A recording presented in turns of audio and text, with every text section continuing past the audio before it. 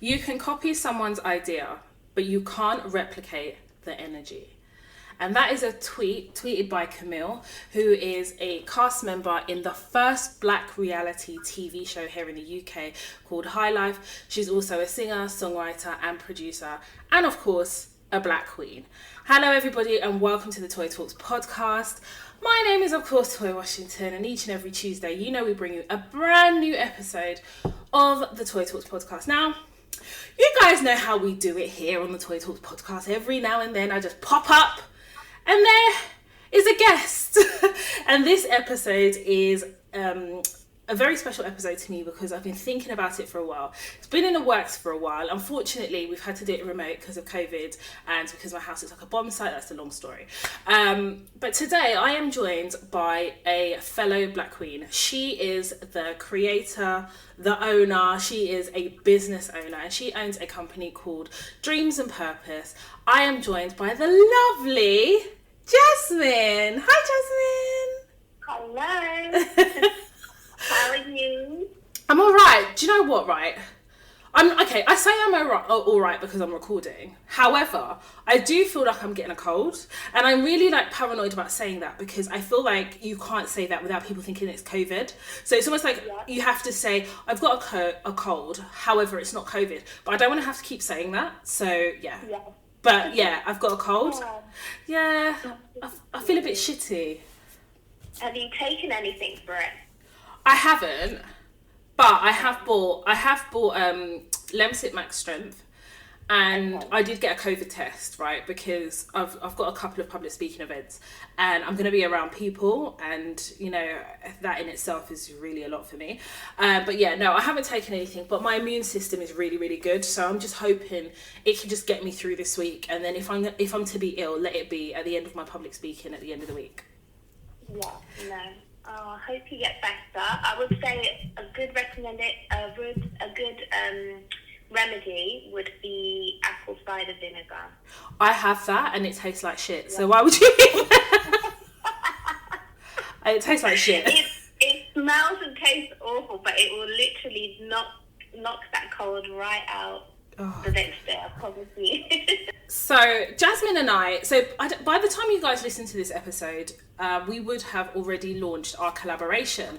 So we decided to collaborate on some stationery. Obviously, this is Jasmine's business, but one of the reasons why I wanted to work with Jasmine is because her stationery is learning difficulty friendly. You guys know that I have dyslexia, and the way I process information, the way I retain information, and also just my stationery in general, like work stationery, I find it really difficult, like mainstream stores. Jasmine's stationery is beautiful, it's stunning, black created, and you can just tell that passion went into her stationery. So we decided that we would come together to collaborate. So, Jasmine, do you want to talk a bit about kind of the collaboration, the pieces and stuff? And then I'm just going to, I'm going to do your ad-libs. Okay. So this collaboration was honestly a blessing in disguise.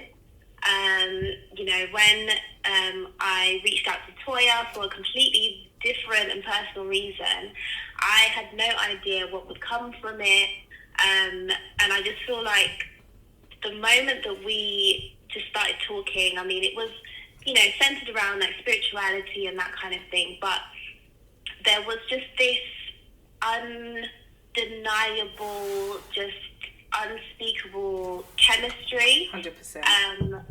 That I just felt just from the Insta DMs, I slid in the DMs. Yeah, she slid in my DMs and I slid back into hers.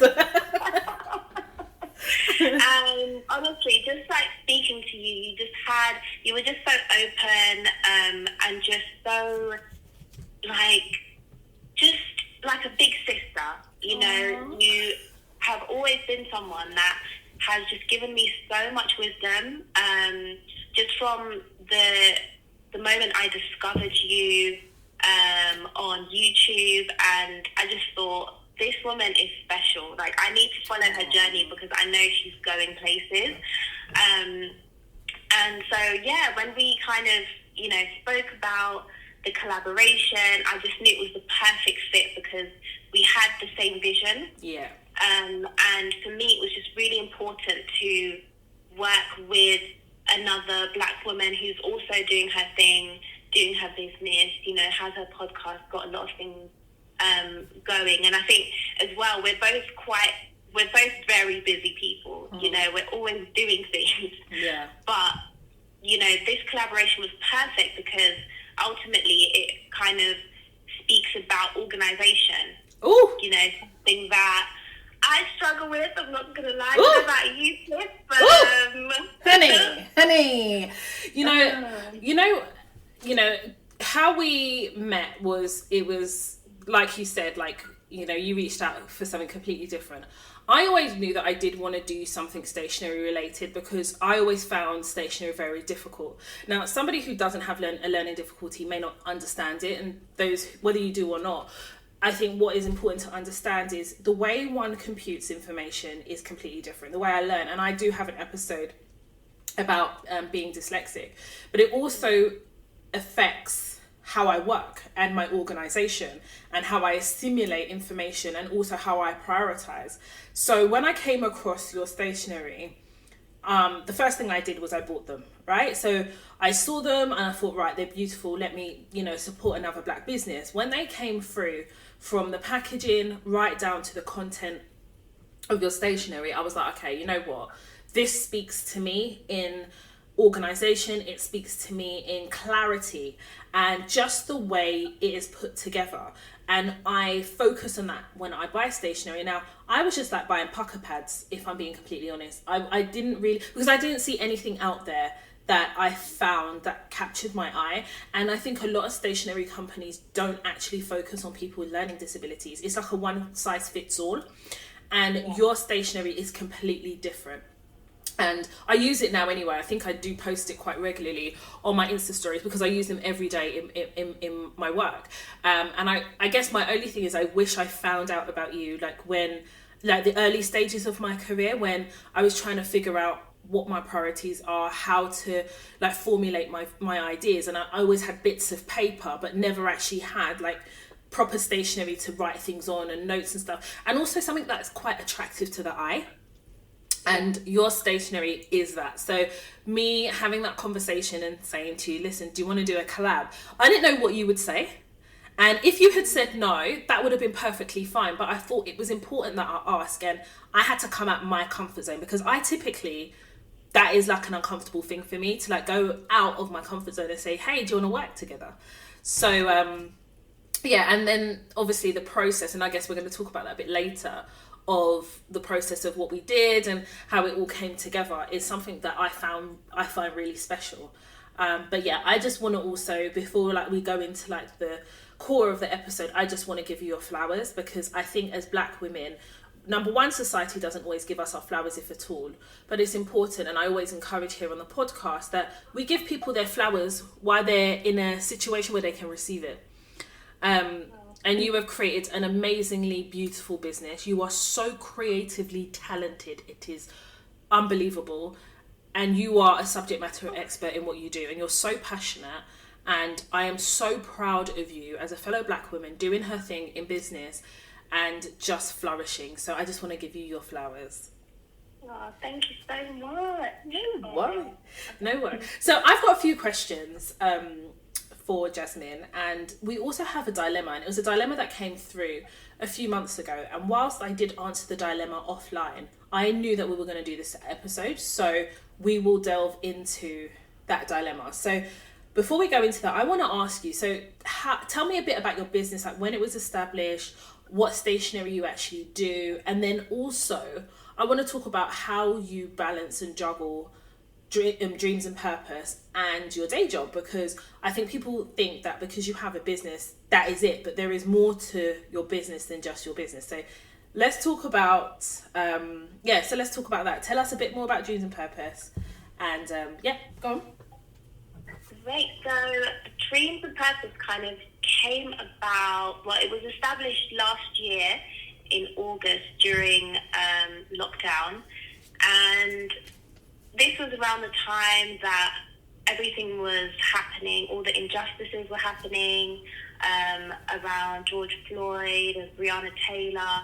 And there was just something in me that just felt so helpless, because I just wanted to do something and I just didn't know how to do it and what to do. And, I've always been passionate about just supporting my community in general, and I've always wanted to start a business that was going to be centered around giving back to the community in some way, shape or form. And for me, I always, I'm a proud Virgo. So I knew you'd get the Virgo in there. I am a proud Virgo. Anything that you look up about Virgos, the good traits, obviously, in terms of organization and all of that stuff, I fit that criteria to a T. So I always knew that I wanted to incorporate stationery in some way, shape or form. I work with notebooks, diaries, spreadsheets every single day of my life, and it's the best way that I can kind of function in life. And so I then decided that I wanted to put those two things together and form a stationery brand that was going to be Afrocentric. It was going to represent my African heritage and culture, as well as other people's African heritage and culture, and also Caribbean culture as well. And so I then came up with notebooks and diaries, greeting cards, as well as affirmation cards as well, because I'm someone that is big on saying daily affirmations every morning. And it honestly changed my life, as well as vision boards. And I have to say, Toya, that your vision board episode definitely played a big part in that. So anyone who's listening to this episode, please listen to that episode if you haven't already, because I took so many gems from that episode alone.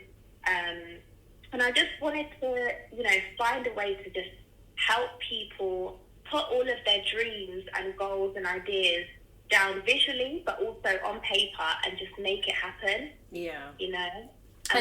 And you know what, just on the point of the vision board, so obviously, yes, I did do an episode on vision boards and manifestation, the power of manifestation, and it speaks to my spirituality, and I think that's where we bonded, isn't it, Jasmine, on our spirituality.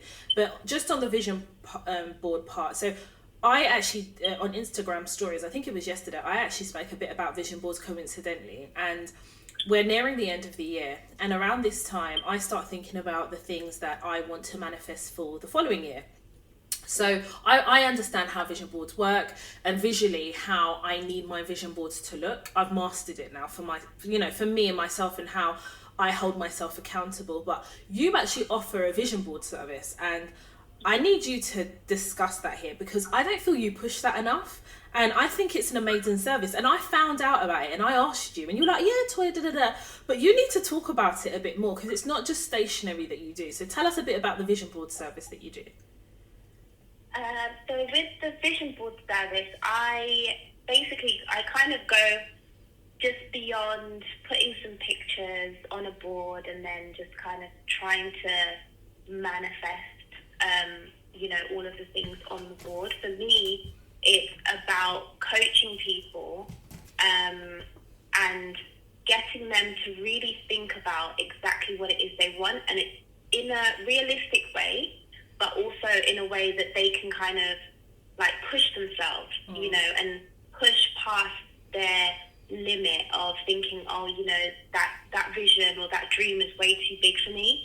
And so I basically work with clients in kind of putting, so I go on Pinterest with them, we discuss exactly what, the goal and the vision is for them in every aspect of their life, whether it's relationships, career, life, all of those things play a factor.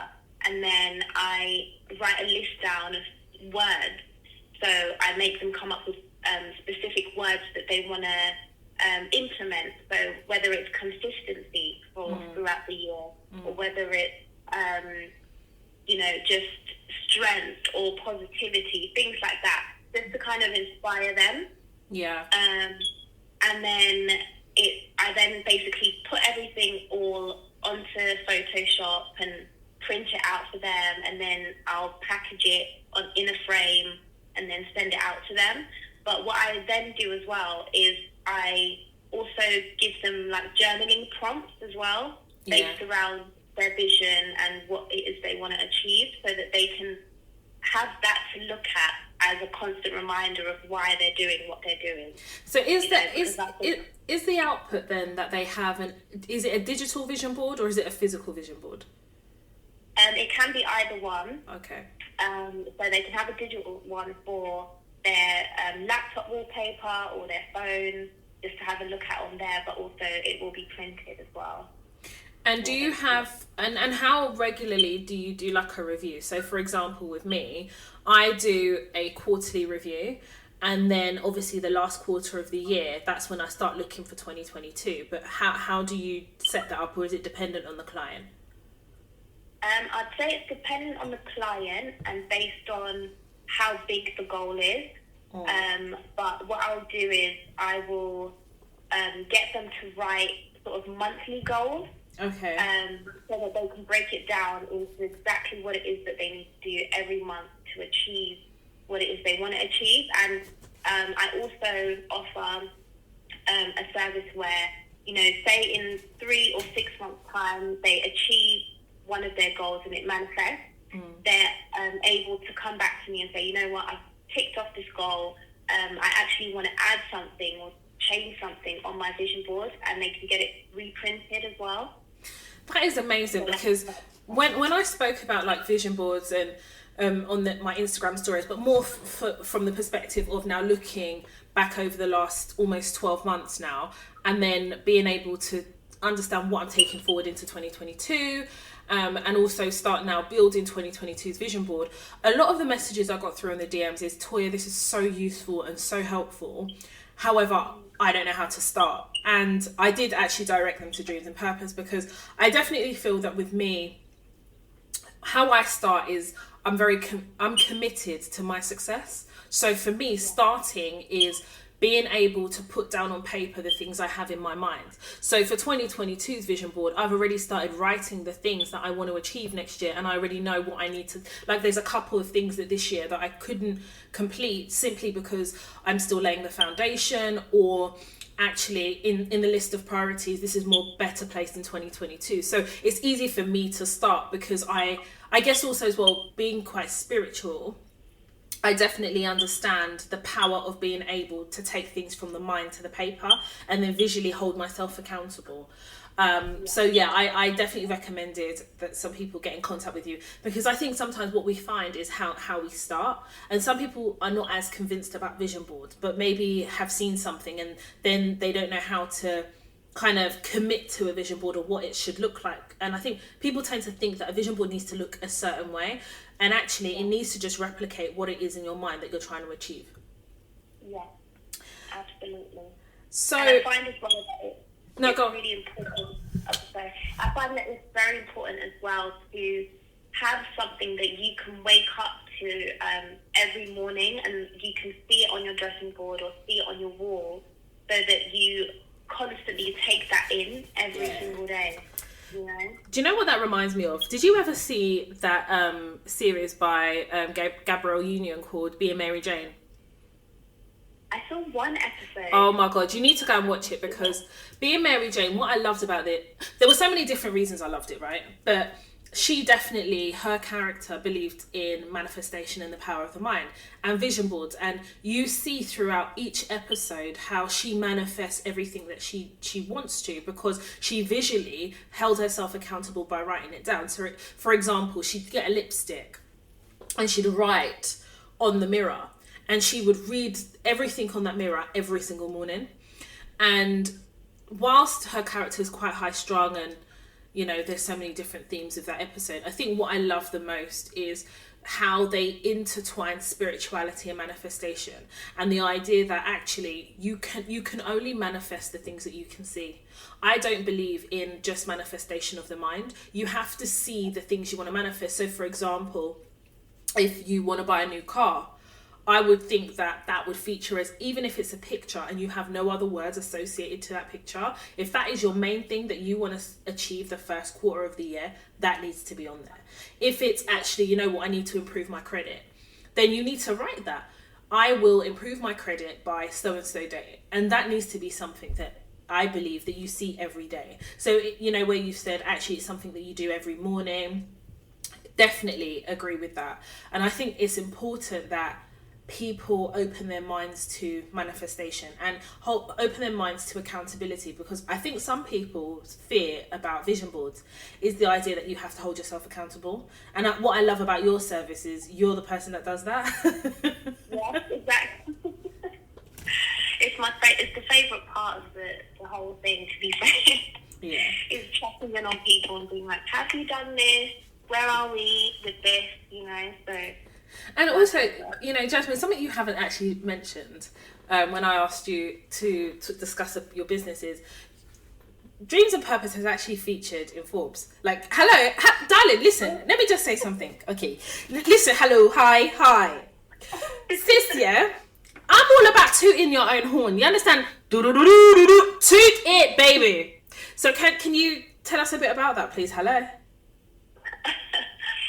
So, I did feature on Forbes. So when I first started my business, I had no clue about running a business, what it involved, all of the logistics behind it. And I think, you know, when you look at other businesses, all you see is the end result. 100%.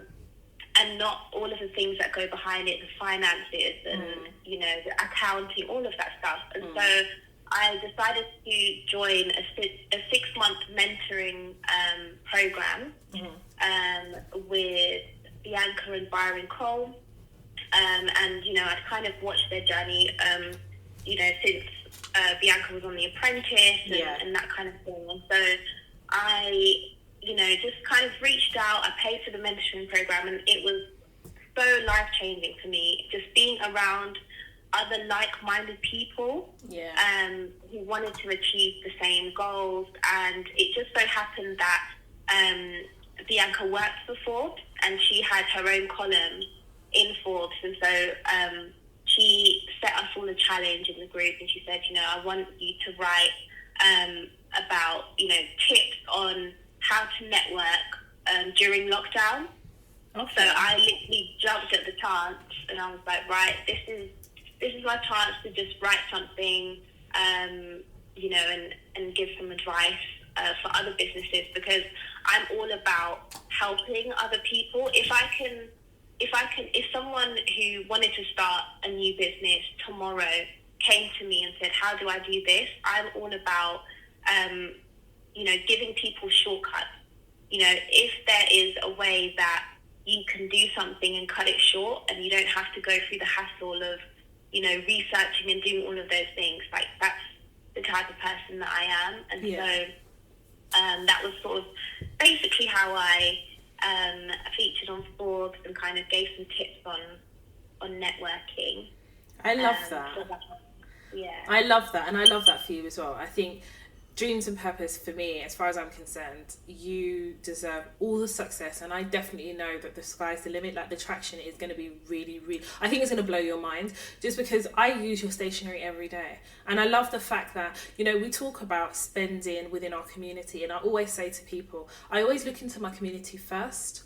Then I will look at other ethnic minority, and I hate the word ethnic minorities, but everybody understands what I mean. And then I will, if I can't find what I need, then I will spend outside of that. And I love the fact that even within our community, I'm able to say, actually, do you know what? There is a need here for me. I need to get some stationery that's learning disability friendly, and a stationery from someone who is a Black business owner. And being able to do that and spend Black, not only do I feel amazing that I'm able to do that, but there is something special about spending in our community and developing our community as well. And this is why I love when I see Black business owners, especially Black female business owners, because I never would have described myself as a business owner. It's really weird, because when Toya Talks was birthed, I didn't have my business mind at the time. It was only when someone had a conversation with me and said, Toya, I would pay for your services. That it started to click to me.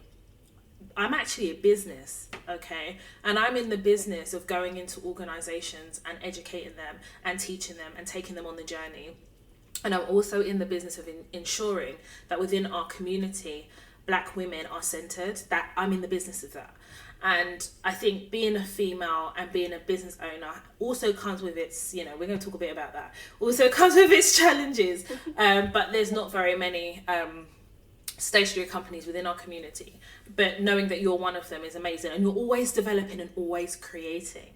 So a question that I actually had for you is, where do you get your inspiration from? Because your creativity is actually crazy. Like, I will say something to Jasmine and within 48 hours she will turn to the management, hi sis, I've just sent you an email, and I'm like, what?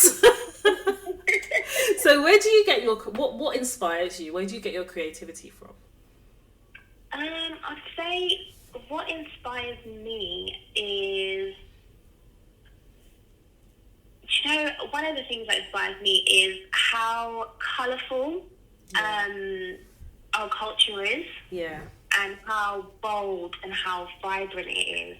And I think that's what I wanted to portray in the stationery, because there's so many, when you think about Ankara and the patterns and just all of the beautiful colours that you see, I just really wanted to incorporate that, because I am someone that gets really excited when I buy stationery.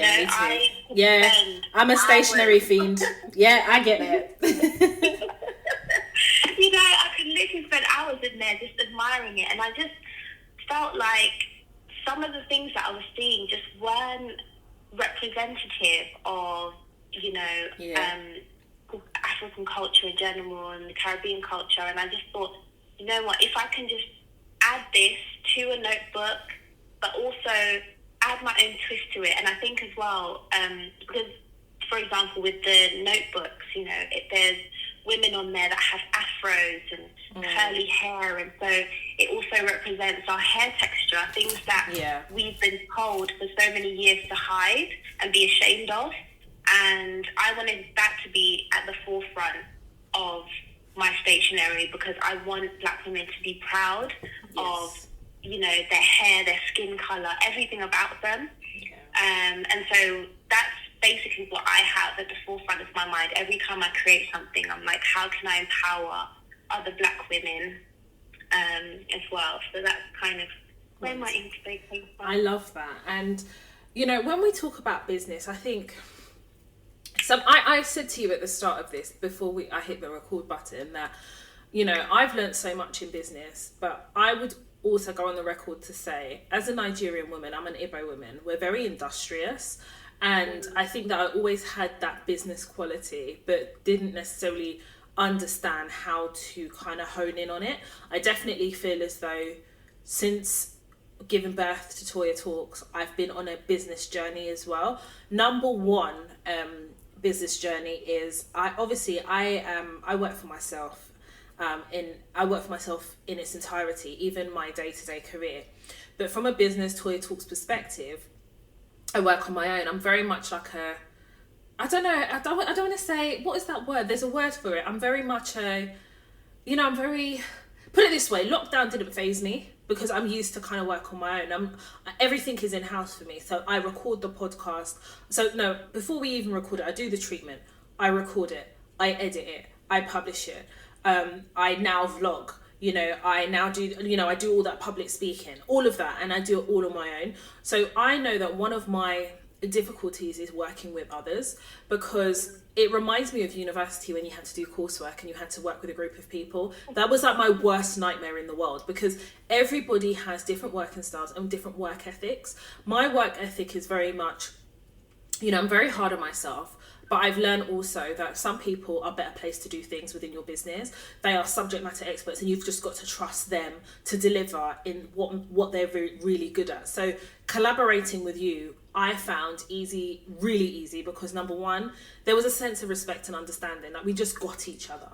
Number two, You know, stationery is your bag. That's your thing. So in as much as I would feed into it, and, you know, there were certain things that I had to create as part of what you were doing, it was easy to work with you because your work ethic was top tier from the beginning, because this is what you do. I have an assistant, Jen, who it's taken her a while to get to know how I work, because again, I'm dyslexic, so my attention span is 0. You have to get, like, she just knows how to manipulate me to engage with her. And outside of that, I don't work with anyone else. So I wanted to ask you, like, as somebody who works for themselves, what would you say is one of the challenging things that you have found during the course of business? What I found really challenging is because I have a full-time job, so I am a mental health researcher. Ooh. And that's literally... Hang on, I'm doing the clicks, hang on. Woo! Beauty, brains and business. We love to see it. Go ahead, sorry. So I've been doing that for about 3 years now, and so that's, you know, where I get most of my income from. And so that's my 9 to 5, and trying to incorporate that and my business has been so challenging for me, particularly because now, should I say, in the next sort of 2-3 weeks, I'll be starting a child counselling course on top of my full-time job and my business. Yeah. So it's hard, and it's something that I've had to show myself a lot of compassion and grace for, because it is something that no one really teaches you. It's something you kind of have to learn along the way, and particularly because with my business, you know, it's something that I'm doing solely alone. I don't have a team of people that can kind of upload on Instagram for me or check, you know, customer service emails for me. And so sometimes, so I've had to basically be really realistic with myself. Yeah. And I've had to just tell myself that sometimes one of these things is going to have to take a back seat, and it's okay. Yes. You know, but I know that in order to become successful, I know eventually I will have to have a team of people in order to expand and do all of the things that I want to do in the future. But I think for the time being, I've just had to I guess, organize myself in a way that's just realistic for me. You know, I mean, at the moment, I've kind of reached, or I've gone past the year mark of my business. Hang on. Oh? We're clicking for you, honey. You know what, Jasmine? You know what I love about you? I love your humility. And it's the humility I identify with. But do you know what I realize? We are humble in the struggle. And we are also humble in the celebration. No. I need us to be humble in the struggle and not be humble with the celebration, because there is sacrifice that's gone into your business that allows you to celebrate for 1 year. Some businesses don't make it to 1 year. So I need you to announce that again, but I need shoulders and I need bass. Go on. I'm not joking with you. I need shoulders and bass. Go on. Can you announce it again, please? Announcement. Go on. So I've gone past the year mark in my business. Amen. I am very, very proud of, to be fair, because, you know, when times get tough, it's very easy to just quit and just say, you know what, this isn't for me. But I will have to say, I have to say as well, you know, having an amazing support system. Amen. Has been just everything. Amen. You know, everything. So if anyone out there is thinking, oh, you know, I don't want to continue with this, and, you know, any of that stuff, just make sure you have people around you that are motivating you or inspiring you. And if you don't have that, then there's plenty of other businesses that will help you along the way as well. You know what? I want to capitalize on a couple of things you said. So we need to speak about the support system, but I want to talk about being realistic. Now, you are an avid listener as well as the Toy Talks podcast and platform. I'm very honest, I'm very straight, I'm very direct. And you even know, like, from big sister to little sister, I'm always very direct and honest with you. Yeah. In business, I feel like people are not realistic. And I think that we need to talk about that. I definitely believe that through dreams and through aspirations give birth to great things. And in business, within the first year, you don't expect to make a profit. I think they say in the first 2 years you won't make a profit. And I think people need to be realistic, because I think people seem to see the fantasy sold by Instagram and other social media platforms and think that as soon as they give birth to a business, it is going to literally change their lives. And for a while, it really doesn't. Because number one, you have to build your platform. I mean, you speak about Instagram and all the other things that sit behind your business, that propels your business. And people don't talk about that enough. We need to talk about marketing. Some people think that you need a massive marketing budget, and in some instances you do need marketing, but in other instances one has to look at what you have within your reach. Social media is the biggest marketing that I have ever come across in my life. My whole business has been, in terms of marketing, has come from the people that listen to Toy Talks, and that's on period. I've not spent not £1 on marketing. Not £1. And maybe, I should have, and I should. And I do get told that, oh, Toy, you should pay for this, you should pay for this marketing. And I think as time continues, maybe I'll consider it. But equally, I'm very protective about the association with my business. So, for example, advertising on certain blogs and things like that, I'm very, very paranoid. My integrity, my business integrity means more to me than anything else. But being realistic in business, it also means about how you finance your business. Now, I don't know about anybody else, but nobody was handing me a check. When I did Toy Talks Live in 2018, that was all my money. The ignorant Toya of my early 20s, I never used to believe in a 9 to 5 in my early 20s. And that lends itself to a lot of the immaturity that I had within myself. I never actually respected what a 9 to 5 was.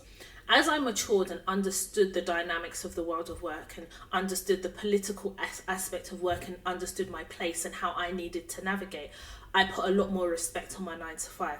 My 9 to 5 paid the bills. It put food on the table.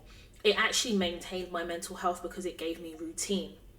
When I understood what my assignment here on earth was and the ministry I was going on in terms of Toya Talks, before even Toya Talks was birthed, I was going through the pains and the struggles of the world of work, not knowing that God was preparing me for this great platform.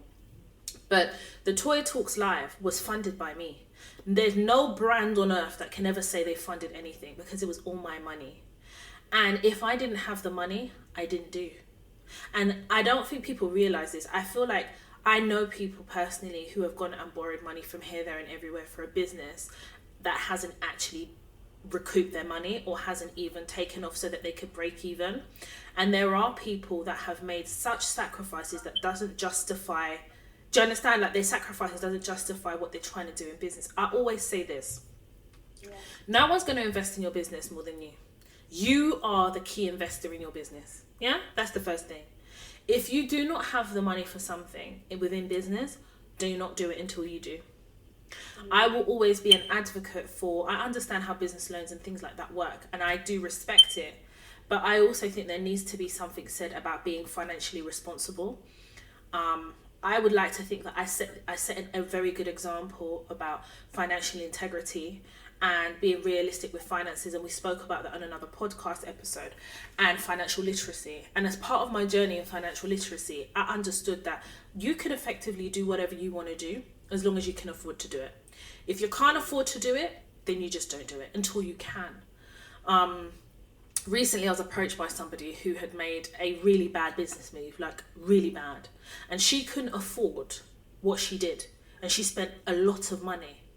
And then she approached me and asked me if I could loan her money. And the answer was no. I'm not going to loan you money for a business that you're irresponsible for. You're being irresponsible. You're an irresponsible business person because you've placed yourself deliberately in a situation and expect other business owners to bail you out. So I must take from my business and put into your business where you have failed your business by not being financially savvy enough to cut your cloth according to your size. So being realistic in business, also we need to talk about the financial realisticness of it. Most businesses require financial funding, and I recognize that, and I'm not discrediting loans. I'm not saying that. But what I'm saying is, when you develop a business from the beginning, you're going through a fact finding exercise, at least for the first year. You should be doing some market engagement. You should be figuring out whether there is a need for your business within a market. That's what you should be doing. So how can you be doing all that fact finding and then be spending money on a business that effectively you don't know whether the market wants or needs? That doesn't make sense to me. I wanted to basically, I mean, I could use myself as an example. You know me, I say it straight. This year I decided that, okay, you know what? I want to do another apparel line. My first apparel line sold out in 2020 during the pandemic within 72 hours. I was sold out clean. I had no stock left. Even the one that I had apportioned for myself, I had none left. I had to give it away. Luckily for me, my printers had kept some behind for me, so I was very blessed. So this year I was like, okay, you know what? I'm going to do a drop. Okay? And I never repeat the same drops. It's limited edition. Once it's gone, it's gone. But then you and I were doing a collaboration together. I had other financial commitments relating to Toya Talks and other business things that I wanted to do. I had other financial commitments that I didn't know that I would be entering into. And then something had to give. So I was like, you know what? I'm not going to drop an apparel line this year. It's not that I couldn't afford it. Jasmine, listen, I can afford it. But I can't financially afford it against the goals that I have for this year. And that has to be me being accountable to myself financially, because I have goals within my vision board I need to achieve. So something had to give. It doesn't mean that I'm less of a business owner. It doesn't mean that I'm not reaching my business goals and dreams. It just means that I'm realistic. That word again, I'm realistic about the direction of my business, the financial health of my business, and actually the example I'm setting to other people who maybe look up to my business as well. In terms of dreams and purpose and the financial side, you talk about obviously having a 9-to-5, and I'm assuming that your capital, the seed, started with you investing in your business. When did you start to make a profit from your business? Because people don't like to talk about profit. I like to talk about profit because I like Cartier, I like Louis Vuitton, and I like Gucci. When did you start to make a profit from your business? So it took me a long time. So it took me, I want to say 7-8 months. Well, that's a blessing, because some people don't even make any profit in the first year. They break even. So that's a blessing, sis. Yeah, no, it's true. It's very, very true. But it also shows that your business was needed in the market, that there was a space. So for you to have achieved and made a profit within 8 months of your business, and you're celebrating 1 year now, that says to me that there was a need in the market for your business. That's what that means. Yeah. Because I literally did so much research before I even started. I thought, I don't want to pay for resources, pay for all of this stuff, even though I made a lot of mistakes along the way. Particularly when I first started, I thought, oh, let me just design everything and make the notebooks myself and overextend myself. But then I realized I was wasting paper, wasting ink. It was just a disaster. But I think for me, what was important was kind of thinking beyond Instagram. Ooh. And I think, yes, no one wants preach. To talk about that. No one wants to talk about that, honey. But you know what? We're going to talk about it, because when you talk about thinking beyond Instagram, a week or two ago, Instagram was down, Facebook was down, WhatsApp was down, and whilst people were laughing at creators who make money from those platforms, it wasn't a laughing matter. What it was like a opportunity for people to sit in that and think about, where does my business continue beyond this? So when you say you had to think beyond Instagram, I'm so glad you've said that, because I feel as though social media is a part of our lives. Whether one wants to take it, like it, or lump it, it is. But there comes a point where your business has to also look past Instagram. Can my business function when I sleep? There's somebody who inspires me in business. controversial. Yeah, it's a lady called Dentsia. Now, Dentsia has a very controversial product, right, called Whitenicious, and I'm not even going to get into that. Okay, I'm not getting into it. I'm talking about the business aspect, not the ethical aspect. That's not what I'm talking about. Mm-hmm. I know her from my TV hosting days, right? When I was a TV presenter, Afro entertainment community, that's what I was doing. And I met her, and she did a couple of interviews here in the UK, but the only interview where she opened up and she came as herself was the one I did with her at Ben TV. In fact, I think people still talk about it. I think it's still online, and it's done way over 30k views, I believe. Anyway, and me and her then began a friendship, and she said to me, Toya, real business and real success is actually achieved when you sleep and you can make money in your sleep. And that literally, that conversation changed my life. It changed my life. Because some of us are too polite to make money. You know that, innit? Yeah. Some of us are too polite. Your friends will, oh, I love this, and we will give it for free. I don't give out nothing for free. Should I tell you why I don't give anything for free? Now, if it's a charity, I do. So within my Toy Talks business, I commit myself to doing every year at least 4 to 5 charitable acts. Irrespective of what it looks like, it has to be charitable acts. So I know this year I've paid someone school fees. I know this year I've contributed towards someone's graduation. And these are things I don't talk about because they're charitable. But since we're going to talk about business, we're going to talk about everything. Yeah. And I said to myself, if I pour into making sure I commit myself to charitable acts, I also have to also be realistic. It's the way I hold myself responsible for my business, that I've committed myself to charitable acts. Am I doing enough within my business to allow me to do those things? That's the first thing, because it's a responsibility. Secondly, I think it's also important that when we talk about business, being able to make money in your sleep is the difference between whether people are wealthy or they're just business owners. And that's the truth. And if we're trying to break generational curses and seek generational wealth, we have to have a generational wealth mindset. So during the time when the social media was down, and if we're going to talk about thinking beyond social media, that's where my mind is. So when you talk about thinking past Instagram, what does that mean to you? What do you mean by that in terms of your business? So in terms of my business, I was realizing that, you know, having or building a following on Instagram wasn't reflecting the sales that I was getting. Woo! And the people actually buying my product.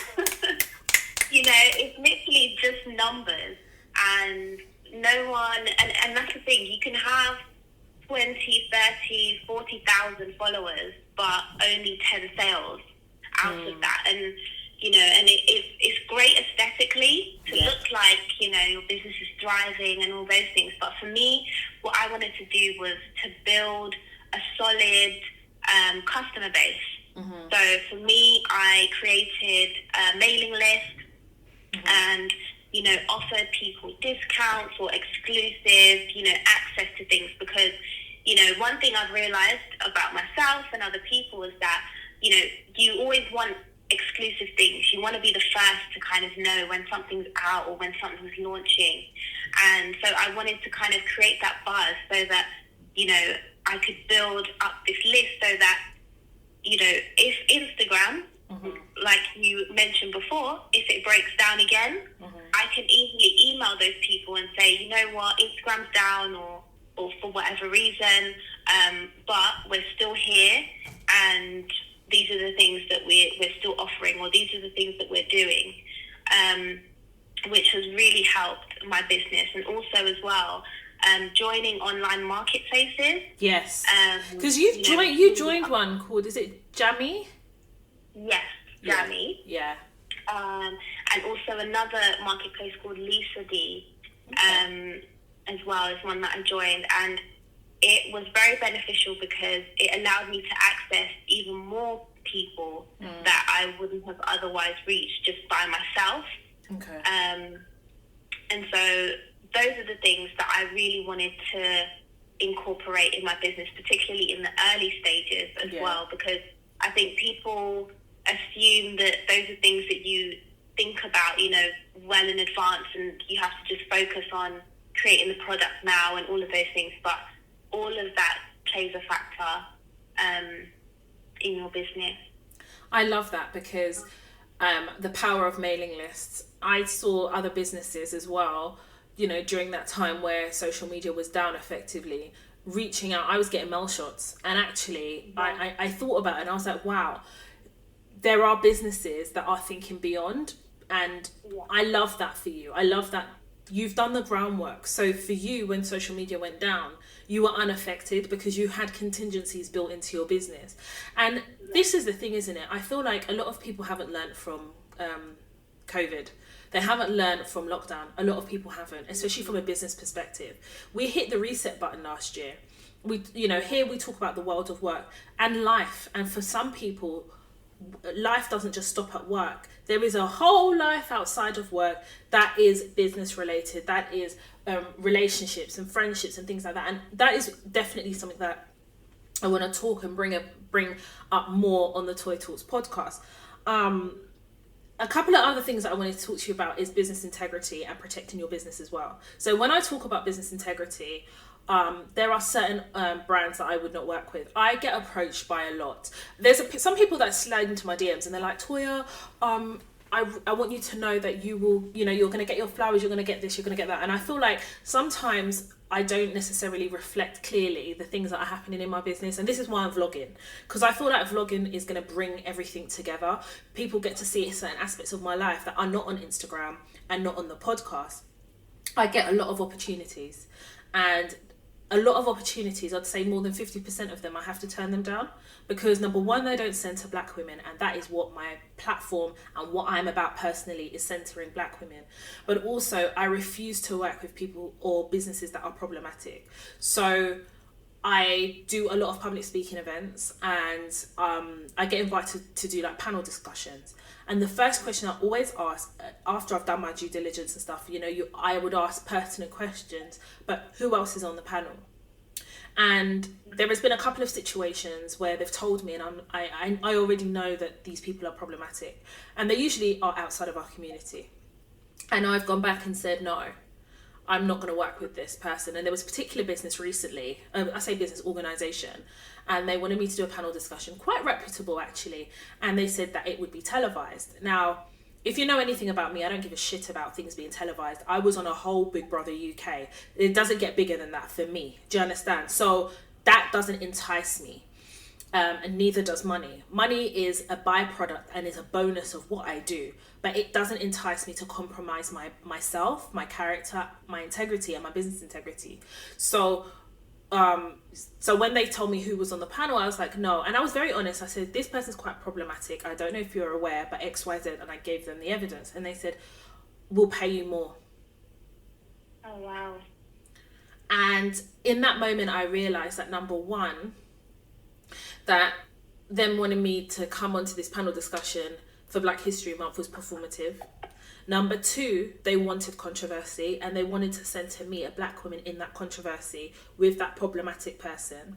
Number three, that there is a carelessness in business that people are prepared to walk down. People are prepared to walk that plank to achieve what they think is status, money, and visibility. And I'm not going to do those things. I believe in the power of my business. I believe in what I do, and it stands where it's supposed to. And that was, for me, an opportunity for me to be tested, because I think in business we're always tested, and I will always pass that test, because integrity in business means everything to me. Is there a time, or has there been a situation where your business integrity has been tested? Oh, that is a great question. Listen, I told you I'm going to come with the questions today. I wasn't ready for this one, I know, you tried to prepare. I told you, because you told me you were preparing for the podcast. I was like, girl, you can't prepare for this podcast. And I guess, you know what, maybe it could be something to do with a customer or something, but something where your business, because I definitely feel like the integrity of business and it can come at any time. It can happen on day one of business. But I guess, especially because you are very much in the creative space, Has there ever been a time, or has there been a time when you've been approached to do a collab and with someone? Because I know people like freeness, and that compromises integrity too. Because if people place value on your business, they will pay. Yes, 100%. 100%. I'd say in terms of someone coming to me to do a collaboration, I think in the beginning stages, I think it was quite important for me to work with people that were, I guess, in a way also wanting exposure for themselves as well. Yeah. And I was quite lucky to find influencers that were happy to just sort of promote my business for free and all of those things. And I was very understanding of the ones that wanted, you know, payment and things like that. And I think as my business kind of grew, I did, you know, have a few people kind of reach out and say, you know, oh, I'd really like to work with you. If you just send me some free notebooks, then I'll upload it on my Instagram. But, you know, they had maybe 10 followers and stuff. And, you know, as much as I know that following isn't a big thing, I still thought in the back of my mind, you know, how is that going to benefit my business? Because ultimately I'm losing out on money, and, you know, I have to make sure that my resources are protected. And also as well, I wouldn't want to jeopardize things by giving it to someone that I don't know their background. I don't necessarily know if they've done problematic things in the past. You know, so it is about vetting some people, you know, and speak on it. Yeah, it's so important to just vet who it is you're working with, because ultimately, you know, your entire business, just your name, all of those things, your brand is at stake. 100%. And you want to think about the longevity of your business and not just a quick, you know, a quick fix ultimately. You know, it's funny because on the Toya Talks podcast, it's weird because, you know, I sometimes get frustrated because I always say to myself, you know, this platform should be bigger than what it is. It should be this, it should be that. And the ancestors always have a laugh with me and they say to me, you say this, Toya, but you're in spaces that ordinarily you wouldn't be in had it not been for the platform that you're building. And I am very comfortable and very happy that the podcast is on the trajectory of where it needs to be. I'm almost at 100,000 downloads. So I already know that there is a lot of people that support the podcast that maybe don't show themselves, but they listen, and they are in the background opening doors for me that I don't even know about. I will say as well, like within the Toya Talks podcast space, I was actually approached by a PR company, and this PR company said, listen, I've got XYZ client and they're embarking on so-and-so project, and they would love to be on your podcast. And I'm not even gonna lie, I was like, little old me from Tottenham, me, you talking to me, really me? Okay, cool. So to be approached, I celebrated that, just to be approached, because it also was confirmation to me that my podcast is very visible. People may not want to celebrate me, but the ancestors do. And push come to shove, greatness will always come to the top. It will always surface. It doesn't matter where you try to hide. Greatness is like a diamond. And Rihanna said, shine bright like a diamond, and we are shining.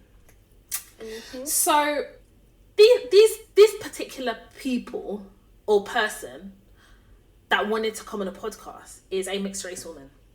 She identifies as mixed race, and that is her identity, and I respect it. But this podcast centers Black women.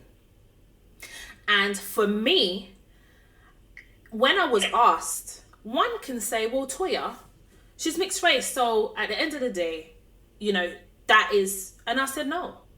I had to be very clear about what this podcast was about and who it centers. And I recognize that means that there are certain people who maybe feel that they don't have proximity to this podcast. And maybe there are people who feel as though if they had proximity, they would be able to open doors. Well, maybe the door isn't open because that's not the door I'm supposed to go through. So I wrote back to the PR company and I said just that. The Toya Talks podcast guides, teaches and educates Black women how to navigate the world of work safely and in turn highlight the path of their success. We educate and guide Black women in the world of work and life. Your client identifies as a mixed race woman, and that's fine. However, I don't center mixed race women on my platform. And the PR company wrote back and they said to me, but Toya, she's mixed race. And I realized that it's not my job to teach white people the things. I'm not doing that. And I'm also not going to engage in that debate. I don't talk about race with white people. I don't do that. No. That's not my job. Google, audiobook, Audible, Amazon, Google. That's where you can go and get that education. Stop looking for Black women to educate. I'm not doing that. And there was something very powerful in that. It was affirming the purpose of my podcast.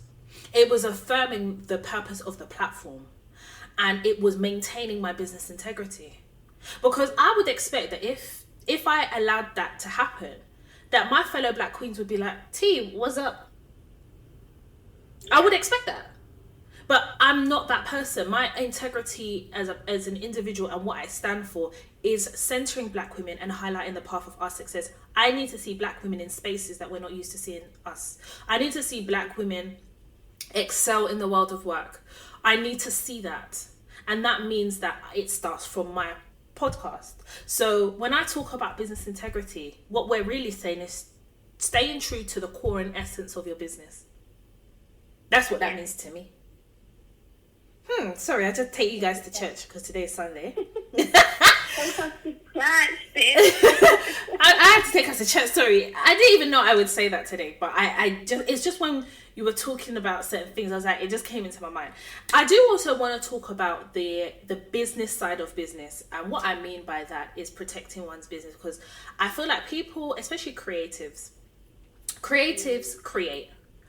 There's not a lot of creatives that are business orientated. And I talk about being Nigerian and being industrious. Jasmine, where are you from? Well, I know where you're from, but I'm asking for the viewers or the listeners. I'm South African and Zimbabwean. Woo! Listen, I've been to South Africa. I love me South Africa.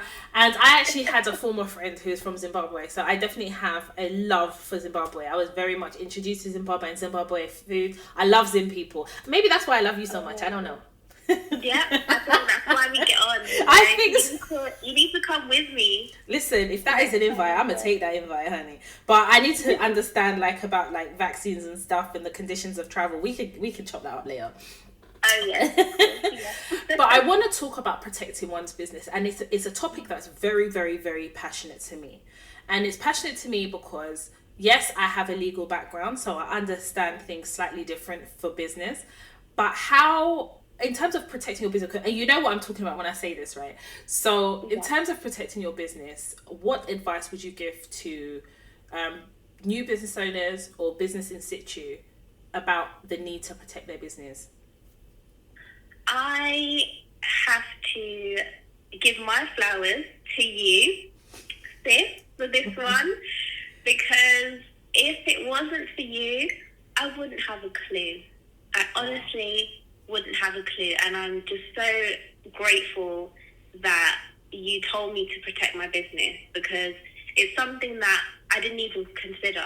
You know, I thought I'd checked all the boxes, you know, dotted all the I's and everything, but it's something I just genuinely thought, oh, maybe at some point, you know, when my business is really big, then I'll think about protecting it. But one thing that you taught me was that regardless of how big your business is, you have to protect it at all times, because there are people out there that are ruthless, you know, and they will just, they'll go after your business, and it doesn't matter where you are in your journey.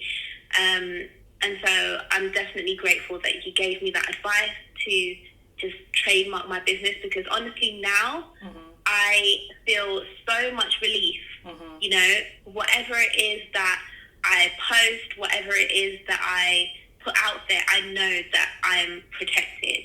And it's honestly just an amazing feeling. So I think that's one thing I would advise other businesses, is to really look into trademarking, or just look into getting some advice on it.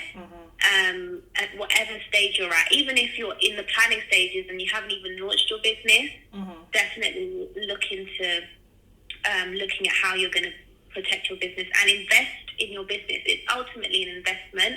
Yes. And you might think that, oh, you know, I'm forking out hundreds of pounds for this thing, but when you think about the grand scheme of things, if someone comes to your business, you could potentially be paying way more, you know. So yeah, think about the longevity, I would say.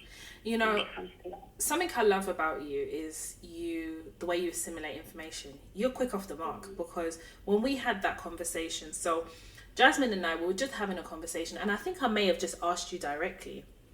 Yeah. And she said that she hadn't done it, and I was like, right, you need to do it. And I, you know, one thing is, I will always give advice, but it's a choice. It's up to the person.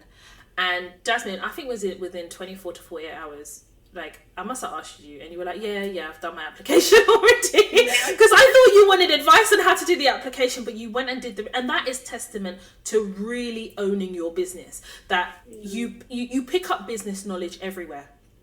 You know, I pick up business knowledge everywhere. The trademarking thing obviously comes from my legal background, right? And protecting my business at all times. And something happened, I think it was last year, with the Receipts podcast, where I think it was like on Shade Bar or something, and somebody had basically tried to trademark the Receipts podcast. So you imagine their blood, sweat and tears, their content, everything that they have committed, their time to develop a brand that is international. And somebody from the dirty depths of the woods comes now to try and trademark. I couldn't, do you know what? My mouth dropped. But it was shocking. But it reminded me that audacity is at an all-time high. It's at a premium. Audacity. And for me, as far as I'm concerned, every business I own is trademarked. I'm lawyered up. Yeah? You can't be just my friend and be a lawyer for nothing. My friends are my lawyers. Like, I have, one of my friends is a barrister and the other one is a lawyer. And I love them to bits. And I said to them, listen, I want you on a retainer. If anything happens, I need to be able to tap you in. And they looked at me and they were like, you're serious, aren't you? I said, I'm very serious, because I know where my business is going to go. I know what I've manifested. I know what doors and rooms I go in. Therefore, I understand that trademarking my business is a massive step, but also making sure that I have what I need around me. So when you were talking earlier about a support system, yes, a support system of people that are going to cheer you on, support you, be honest with you. But my support system also extends to those who are subject matter experts in what they do. Yeah. So my lawyer friends, I said, yeah, I went to law school with you guys. I did all of that, and I decided that I didn't want to be a lawyer. But you guys decided you wanted to be a lawyer. God was telling me that he was preparing a table for me to also attend with you there, so that you can protect my business. And so I have my lawyers on retainer. But intellectual property is massive, because what you're actually saying is, I need to protect my ideas. I need to protect my business intelligence. And I think when you talk about investment in your business, and you quite rightly said it, there needs to be an allocation of money to trademarking. Now, trademarking can be quite expensive. I'm not going to lie, it can be. I can't remember how much mine cost, but I'm minded to say about £400-500, and I don't know why. Because I think it also depends on what categories that you select as part of your trademark as well. And of course, if you don't have a logo at the time, maybe you're trademarking a name, you have to separately put in a separate application to attach a logo, and you have to trademark that as well. And a lot of this I learned when I was at law school. And I was at law school several years ago. Well, I think I finished like 2010. And we had some core modules, and trademark and intellectual property was one of them. So I've always known about it, but I had nothing to apply it to. When Toya Talks was born, there was no trademark. It was after my first live event, and I was like, okay, it's time. And that's because I didn't even know Toy Talks was a business. It wasn't. It was born from Snapchat. So as far as I was concerned, it was something that I was doing, and I was then being told we want something live, and then it gave birth to what we have today. Being able to be in a position whereby I'm able to talk about trademarking is so important, because as not a lot of creators have the knowledge of business. Yeah, some people are, like, for instance, yesterday I went to an art gallery, and this guy that was displaying art, that's what he does. He says, listen, I've got so much artwork in my basement. And it was his friend that basically organised for him to have a showing, and he was selling it. And then my partner was asking him about his marketing and stuff like that, and he says, I don't even have anyone that could do that for me. And I was scared to ask him, have you trademarked your name? You know, I think it shouldn't be taken for granted the fact that a lot of people have a lot of businesses out there, social media businesses, not trademarked.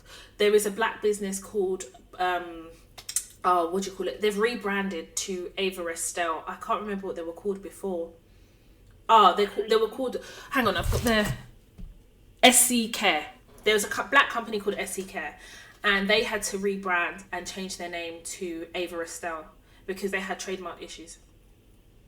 And I think it was because they hadn't trademarked on time, or they hadn't done the searches to check if anyone had their name. Do you know what I mean? That aspect of business. And I definitely find within our community, it's something that we don't talk about enough. Yeah. It's something we don't talk about enough. So I'm really glad that we got to talk about it here. I do have like another question for you. I'm just shooting questions at you. What would you say is the greatest lesson that you've learned in business so far? Ooh, wow. Did you prepare for that one? No, didn't prepare for that at all. I'd say the greatest lesson I learned in business is that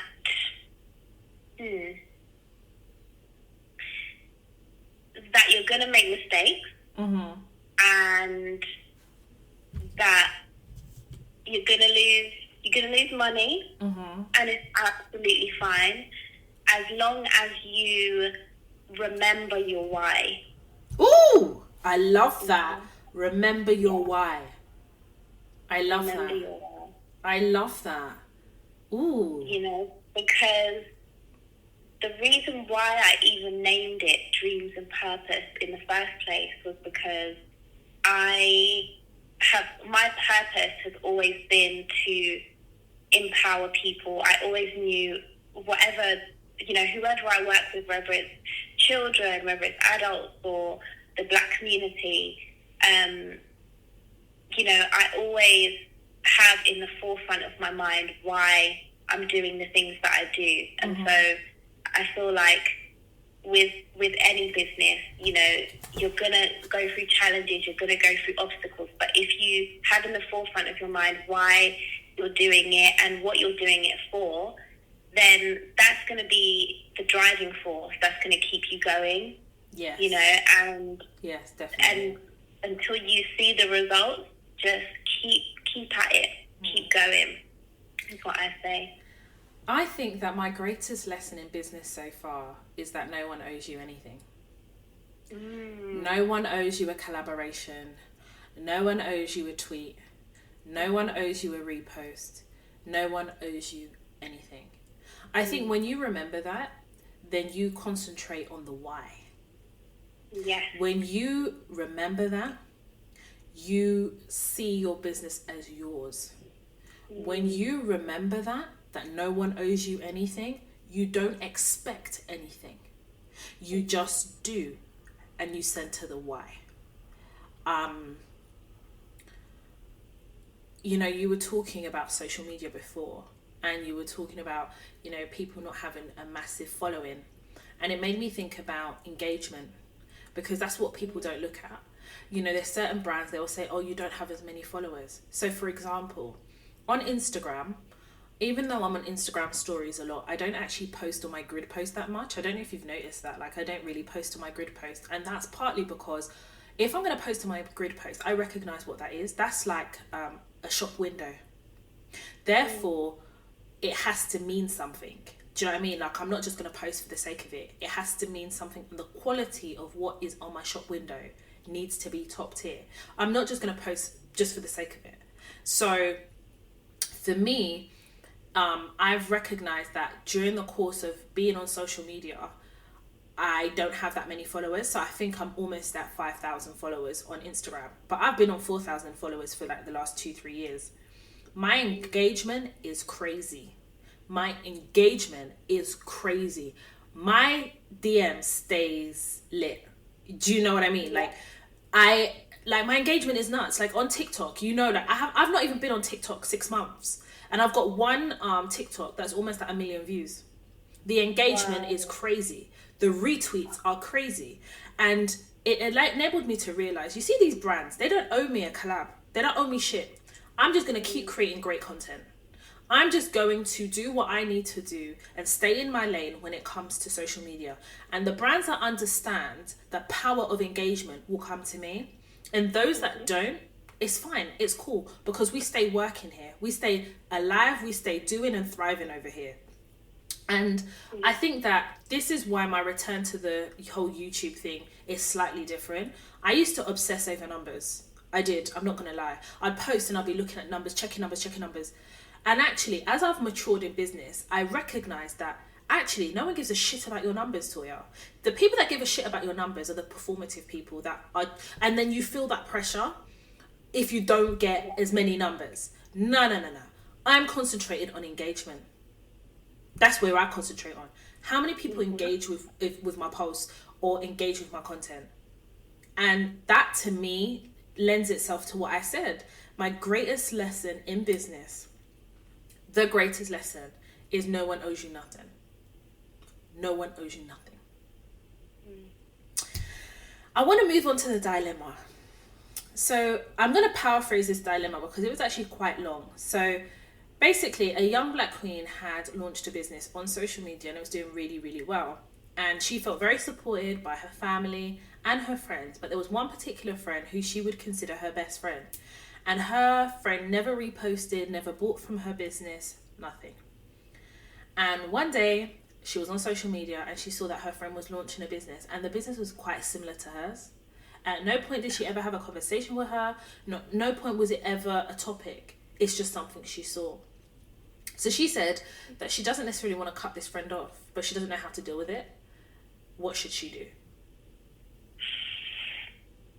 Yikes. Do you want to start, Jasmine, or do you want me to start? Like,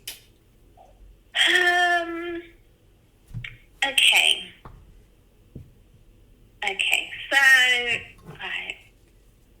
I would want to know how,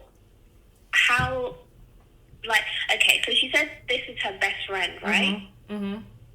Okay. Because I would want to know what type of conversations they have, and when she launched her business in the first place, you know, what the reaction was from her best friend.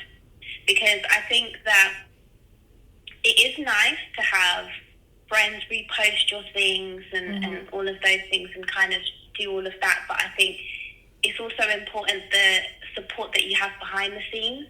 True. You know, and it can be the littlest thing of like, oh wow, that's amazing, congratulations, or is there anything I can do? You know, do you need help packing stuff? You know, all the things that people don't necessarily see in the forefront. So I would want to know what kind of conversation was had in the beginning stages, and also where this business came from that her friend then started that was similar, and whether or not that friend then expected her to repost her stuff and support her in the same way. You're nicer than me. That was me trying to be. You're nice. You know, that was me trying to be nice. You know when I said that nobody owes you anything in business? In business, Yes. no one owes you anything. In friendship, it's different. Yeah. Because when you were talking about kind of the things that have really encouraged you in business, you talk about a support system. Now, whether this is your friend or your best friend, that is still your ecosystem that you exist in. Yeah. If you are a friend, you're not my business. You're not in my business. You're my friend. If you cannot celebrate my wins and my successes, who are you and what role do you play? So I said to this young lady, I says, you need to think about the role this person plays in your life, because it ain't the best, honey. So when you're calling her best friend, I think we need to drop best. Because she ain't the best out of your friends, because she didn't do the best. She didn't show up the best. That's the first thing. You need to do an evaluation about the role that this person plays. Number 2, you mentioned also quite rightly what conversation was had, like what was happening behind the scenes. Jasmine, I haven't even known you a year, but you have to testify of something. Before I knew you, I bought from your business, right? This is before I knew you. Since we have developed a friendship, have I still not bought from your business? Yeah. That's how you support people. That's how you do that. I know very well, if I said to you, Jasmine, I really like this, can you give it to me? You may very well, you may not. But why would I ever say that? Like, what the hell? If I'm supporting my friend's business, I'm going to sow seeds into your business. Every time I buy from your business, Jasmine, I'm sowing seeds of your business. You know the seed I'm sowing? I'm sowing success, investment, support, and love. That's what I'm doing. And may that grow into something great. If your friend can't, maybe your friend can't afford, cool. Repost is free. Shout out is free. And I think we need to start being honest about what we expect from our friends. Because everybody is doing solo dolo. Oh, I don't need my friend to do this. Everybody is doing Avenger. Be honest. Let me tell you what my expectations are of my friends. I expect my friends to show up as my support system when I need supporting. I know that you listen to the podcast. I know that even before we were friends, like, I know you were listening to it and supporting it. But even till I'm talking to you now, Jasmine reposts my podcast. I know she listens and she reposts. That is support. You don't have to buy any products I come out with. But that to me is worth more. Do you know why? Because that tells me that you want other people to also know my business exists. That is a form of marketing. And that is a clear sign of support. And I think that we need to be honest and clear about what we expect from our friends. Because unless we start doing that, our friends will only give us mediocre. I don't know about anybody else, but I'm too cute for mediocre. I need 100%. And that 100% may manifest itself in a repost. I will take that. Well done, Jasmine. You have done really well. Congratulations. It don't cost anything, but there is a sincerity that's required for people to be able to celebrate other people. And I think we need to talk about that more. I remember in a past episode, in the early, I think season 1 of the Toy Talks podcast, I shared with everybody that when I first decided to do a podcast, it was a lot for me. Because I was one of those people that I didn't like social media attention. I loved Snapchat because it lasts for 24 hours. After 24 hours, it disappears, but so did my content. After the Toy Talks Live, I knew that I needed something that stood, like, I needed something tangible. I needed somewhere where people could go back and listen and learn and listen and learn. And that's when I decided, back in, is it 2020? Yes, 1st of January 2020, I launched the Toy Talks podcast. Before then, there was a lot of work that went on in the background, from the artwork, from the name. It wasn't very clear to me that that's what it would be, like Toy Talks. And there was a particular friend that I had, and I told her, this is what I'm thinking of doing. And she tried to talk me out of it, and I just ignored it. I put it down to her just kind of giving me a different way of thinking. When I came up with the logo is very powerful because it's half of my face. The other half represents every other black woman that can identify with the Toy Talks platform, brand, and content. That's why there's only half. Because we are half of each other. You and I, Jasmine, we get on because we can relate, we can identify with certain things. And that's what the logo represented. When I sent her the logo, I was nervous. I wasn't doing it for approval. I was excited. It was coming to life. My ideas, my creativity, my effort and time. Do you know what she said to me? Oh, Toya, I don't know about this, This logo is giving me anxiety. It's giving me anxiety. I said, why? Oh, the colours remind me of EE. EE colours. And I've got, some trauma for EE. It's reminding me of EE colours. It's giving me anxiety. Yeah. Jasmine, we're almost on 100,000 downloads. My highest charting position on the career section of Apple Podcasts is number 9. Last year, we celebrated top 40 podcasts in the career section. Sis, listen. As far as I'm concerned, that was a hater. And I dropped her. Like an expired box of chocolate. I dropped her. Support. If you really didn't think that was the right colours, what you would have said to me is, you know what, Toya, I think we should play around with some colours some more. Yeah. Or maybe try this colour.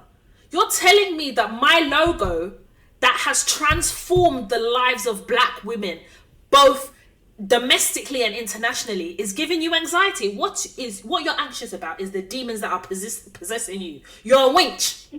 You are a winch. And where is she now? Right. Where is she now? So to the person that sent me that dilemma, that person that manifested themselves as a hater tried to launch a podcast. I was aware of it. And it didn't go nowhere. Do you know why it didn't go nowhere? Because that wasn't her lane. Her lane is somewhere else. That's not her lane. Equally, she doesn't owe me support. Listen, when I say she don't owe me support, it's not like a task that must be accomplished. But as a friend, you do owe me support. So as a stranger, you don't owe me shit. But as a friend, you do owe me. You owe me. Because I am your friend. I celebrate you. I elevate you. And I think we need to be very honest. It's disingenuous for us to pretend like we don't place expectations on our friends. It's disingenuous. Be honest. If you have a friend around you that doesn't celebrate you, that is not your friend. That's a winch. It's true.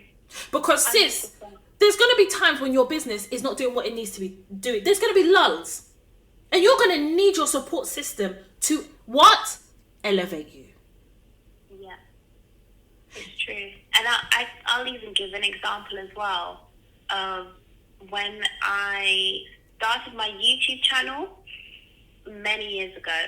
And I had a particular friend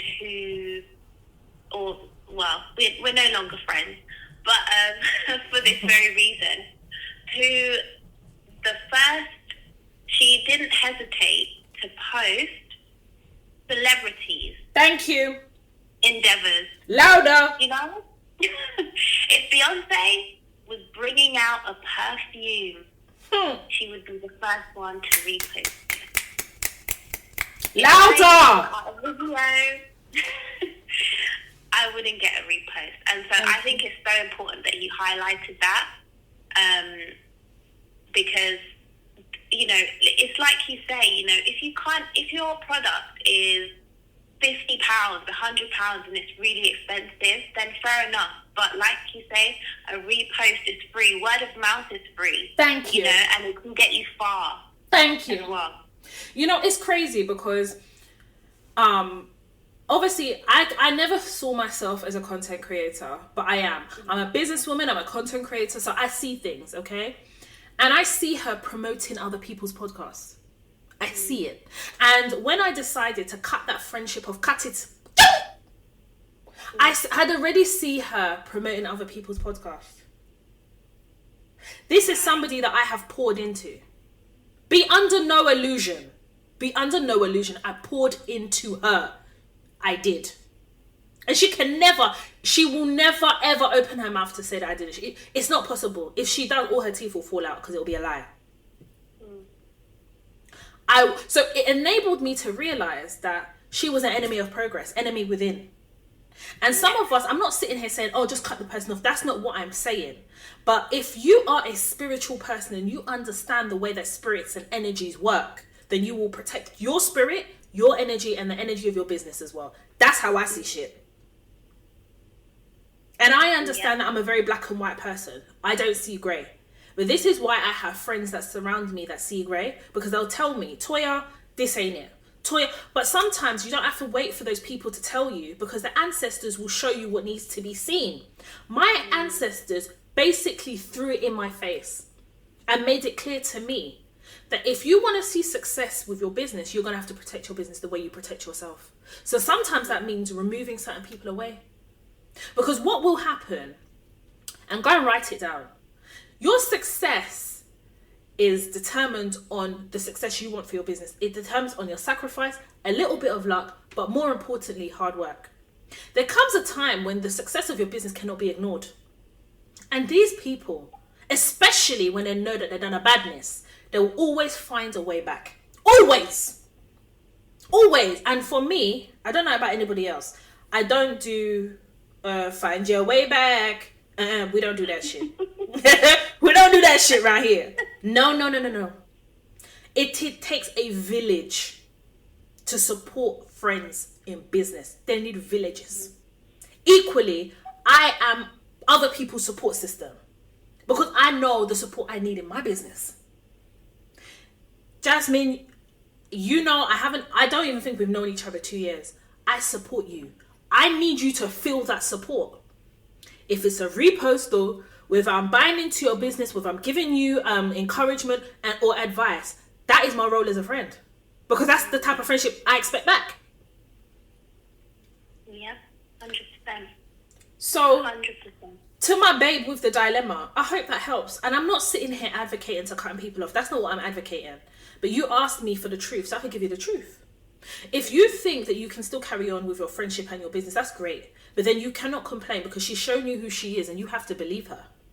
And you have to accept that this is what she can't give you. Jasmine has made it very clear, and it was loud. When it's time to repost, Savage Fenty, we are seeing it. When it's time to do Ivy Park repost, we are seeing it. Yeezy repost, we are seeing it. But your friend who's doing blood, sweat and tears sitting next to you, you can't even repost. God damn.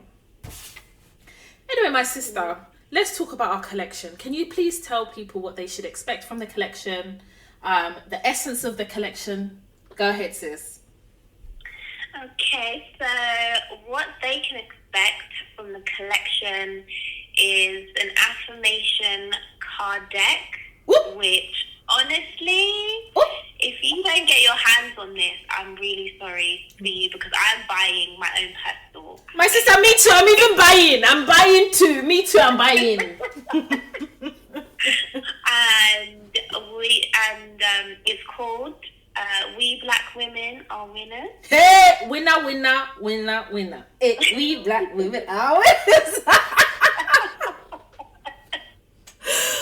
Oh, God. And when I say this affirmation deck is just out of this world, because the quotes, the affirmations that Toya has put into this, I had chills, I had goosebumps reading them. They're so powerful, and I feel like if you implement these into your daily life, your life will change. Amen. Drastically. Amen. Okay? Just saying. And so the other part of the collection is we've got mouse mats as well, which are just amazing, absolutely amazing. Again, we've got quotes from Toya, as well as, what else have we got? Oh yes, and we also have checklists as well. Yeah. Coming out, because that is very, very important in whatever you're doing, whether you're in education, in the working world, it doesn't matter. It's always good to have a checklist to see exactly what you're doing throughout your day. And we have incorporated a lot of African print throughout the collection to represent our culture, as well as the logo as well. So that was very important. And we also have some mugs as well, which is very exciting. Very exciting. So,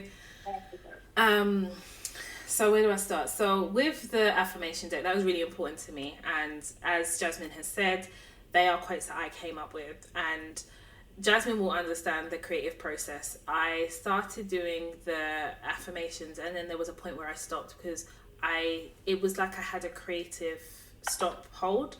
And Jasmine was so graceful because she got it. And I said, Jasmine, when I'm ready, I will continue. And when I continued and I sent them over to her, Jasmine, I didn't hear from you for like half an hour. I was like, what's going on? And she was like, Toya. I was like, yeah. And she's like, these quotes. And I think at that point I realized how special this affirmation deck was. I think it's also something that can feature in the vision boards as well. And I think it's important as Black women, we affirm things. You know, I spoke about Gabrielle Union and her program that she had called was it something Mary Jane or something? I can't remember now. Being Mary Jane. And something that was very, very consistent throughout the episodes was affirmations.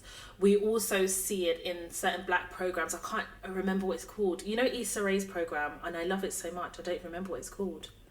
Oh my God, Issa Rae, oh my God. It's gonna, you know, it escapes me, but I know you guys know what I'm talking about. But the importance of Black women affirming things. We live in a society that projects racial stereotypes rooted in racism. We coexist in workspaces and are made to feel like we don't exist. Imposter syndrome, macroaggressions. It is important that as Black women, we affirm things. The power of the minds, the power of words is so important. I know how I affirm myself, my daily life of affirming things, and the importance of recognizing who I am as a Black woman. And that for me was so important as messaging that came through the affirmation deck. The checklist for me, as you have eloquently said, Jasmine, it was about organization. It's the beginning of organization. And even how I do my checklists, I want to do like an Instagram post about it. The box is really important. So every time I have a checklist of things, if I have done and completed only half of that particular thing on the list, I would only shade in half of the box.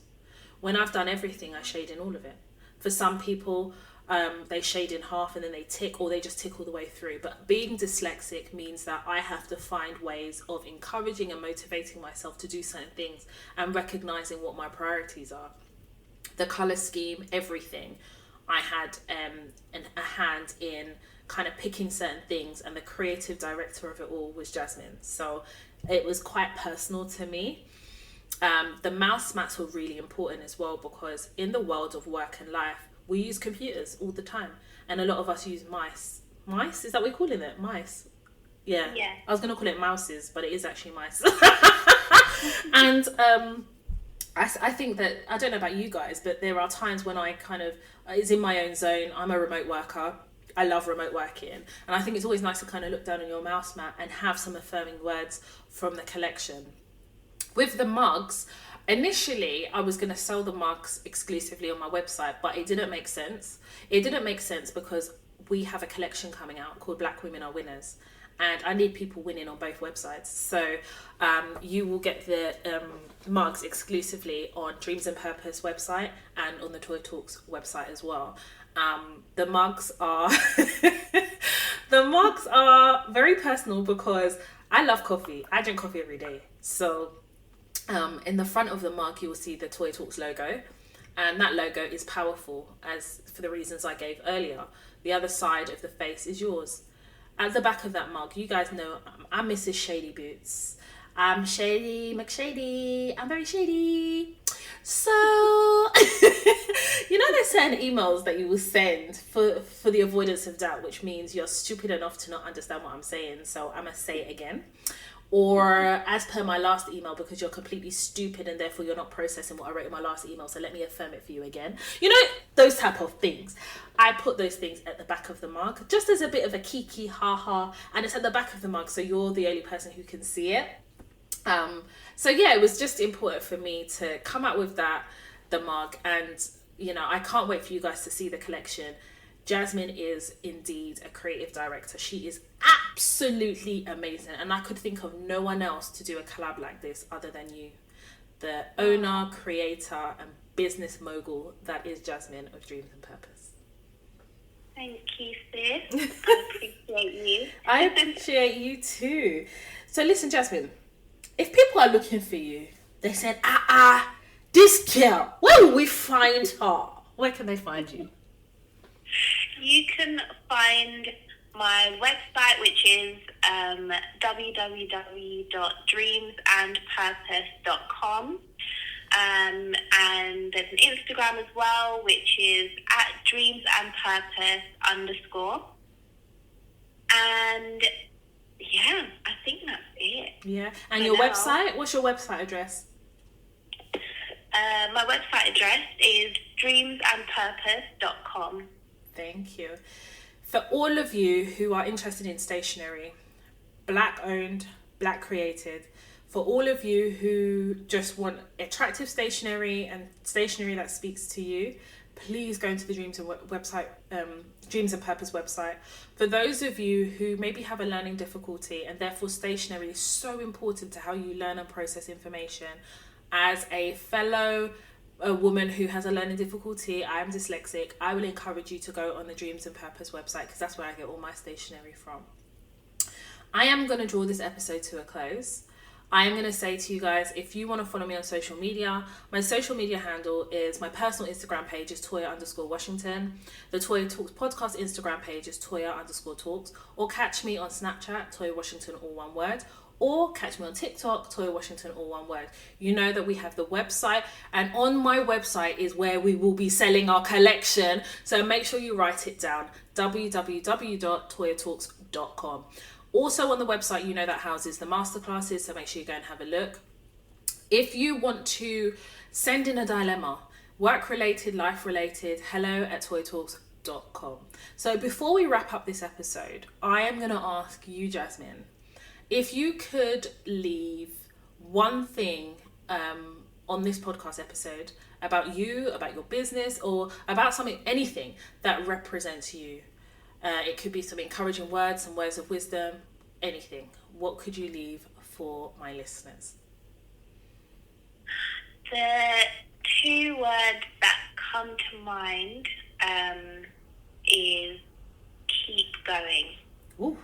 That is what I would tell your listeners, is to keep going. No matter what it is that you're going through, whether you have a business, whether you're in the working world and you know, you're struggling with something, your boss isn't being, you know, it doesn't matter. Just keep going. You will get there. The things that you're going through right now is temporary, and you will come out winning always. Amen. And on that note, we Black women are winners. My name is Toya Washington. I want to thank Jasmine from Dreams and Purpose for joining me for this episode. I look forward to the collaboration and for you guys to see it. My name is Toya Washington, and you have been listening to the Toya Talks podcast.